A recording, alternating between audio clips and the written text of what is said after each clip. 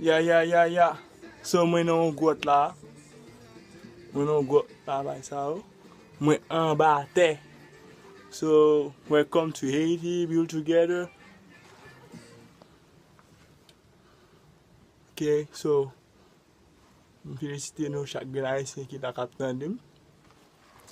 Deux fois c'est faire étranger vin visiter Haïti, ouais beauté Haïti, touriste local, ça nous dit que peu de monde qui projette pile ba l'aide de Haïti que même d'autres les batailler que m'a fait ouais bagay belle Haïti que monter un visage Haïti mais got une gain.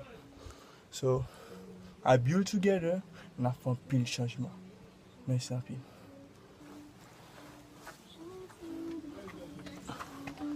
I'm here. My first time to make a video.